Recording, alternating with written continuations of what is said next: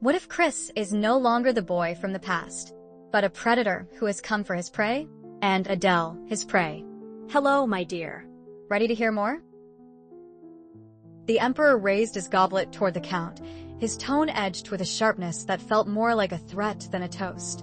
Count Bays, there won't be any complications? Chris said nothing. His thoughts drifted like shadows beneath moonlight. It had been 8 years since the Marquis's death, and yet the Emperor was still searching for that so-called empty document. Too long. Too determined. Perhaps it wasn't so empty after all. At last, Chris chose his part like a seasoned actor stepping onto the imperial stage. A faint, almost teasing smile brushed his lips. "I'll see what I can find out, Your Majesty." The Emperor clinked his glass against Chris's, satisfied. "It would be good if you two grew closer. But remember, Count, you're nearly part of my family now. Don't give my daughter April any reason to worry. I trust you understand what I mean?" While Adele hastily prepared dinner, Chris had drifted off without even noticing. The weight of that conversation lingered like fog around him, heavy and slow. Somewhere between memory and thought, sleep took him, right there on the couch. She returned with a tray, the scent of warm soup curling through the air. She called to him, no answer. Should she wake him? The soup would grow cold soon, but something in the moment stopped her. His face, relaxed in slumber, looked peaceful, almost boyish. A smile touched her lips before she realized. A haze of memories slipped over her like a veil. He slept just like this as a child. The same boy who used to chase after her with wild eyes and a soul too big for his body. She placed the tray down gently, then sat beside him in silence.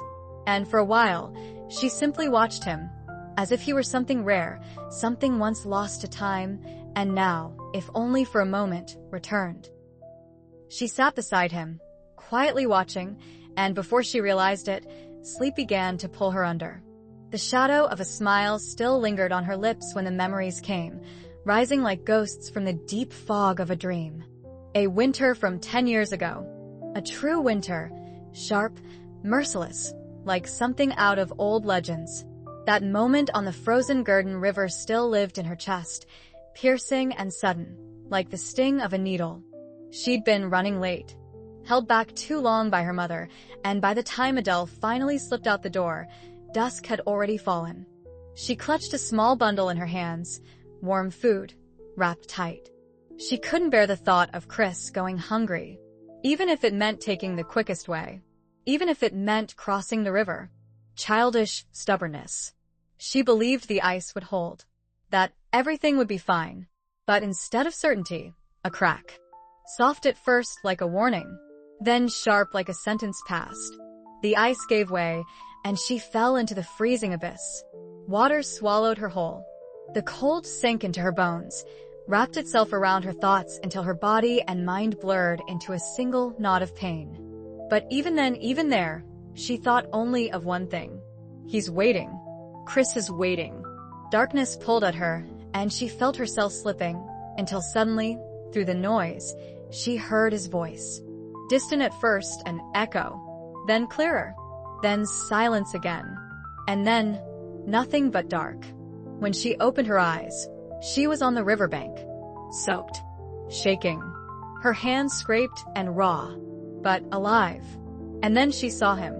He was beside her, unconscious, just as drenched, just as frozen. Her heart clenched. He wasn't breathing. His skin had turned pale, almost blue. She was trembling as she threw herself at him, shaking him, crying out, pleading. She pressed herself against him, trying to warm him with her own heat. Again and again, she tried to breathe life into his frozen lips.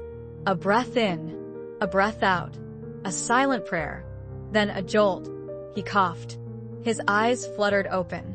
Her tears fell hot on his face, each one burning like fire on his skin. You're alive, she kept whispering. He held her. She held him. They couldn't get warm, but neither could let go, as if fear still lingered somewhere between them, buried in the snow. And then he looked into her eyes. Their lips met. The first kiss. Real. Deep. So fierce it chased the cold away. A fire sparked between them, quiet, sudden, and impossible to explain. Like magic. They kissed for a long time, as if it was their only way to survive. And maybe it was. A sudden wave of heat surged through Adele's body, and she jolted awake, as if ripped from a dream that had felt too real. Her heart was racing, like it had just escaped the icy water that nearly claimed her life 10 years ago. It took her a moment to realize where she was.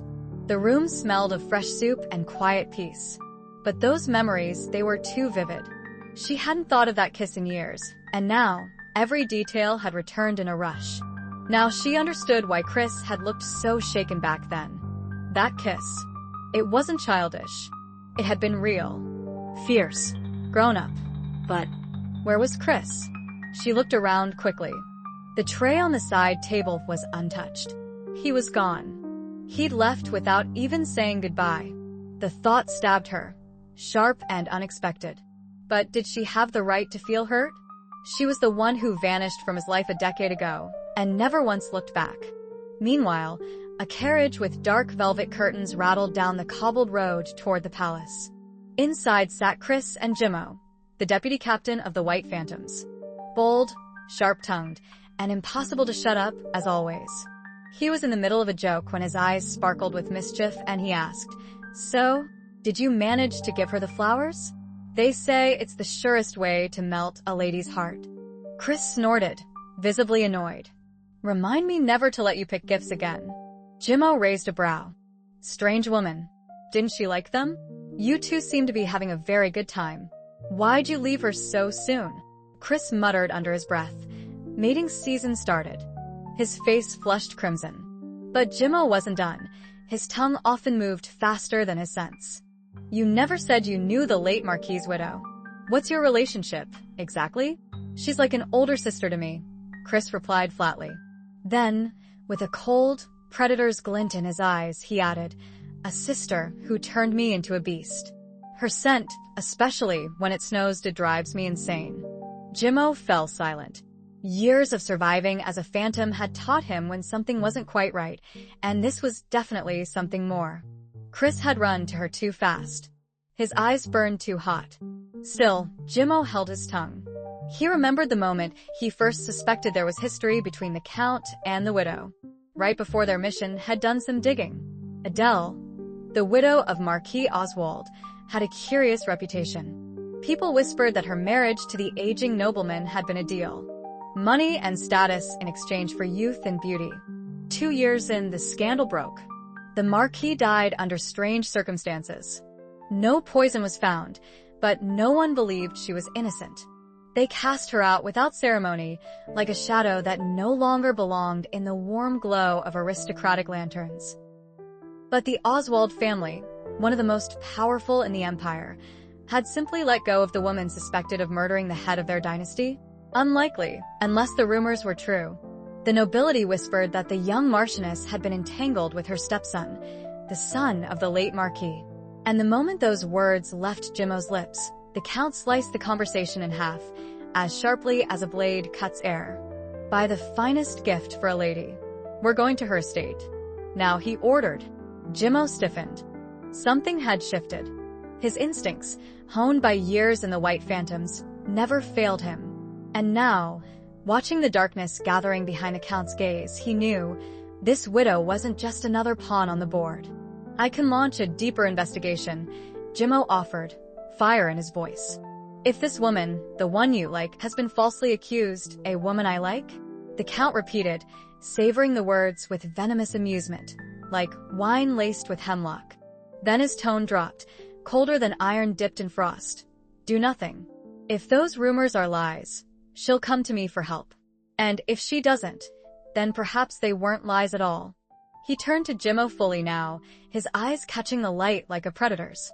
There was something feral in that look. "And remember this," he said, voice low and cutting. "Not every woman I want for the night is a woman I like. Am not that noble." A beat. Then, like a final nail, "I don't like traitors. I just want her." The words sank like stones, leaving only the bitter taste of truth behind. His gaze was colder than the winter beyond the carriage window. Jimmo looked away. There was nothing left to ask,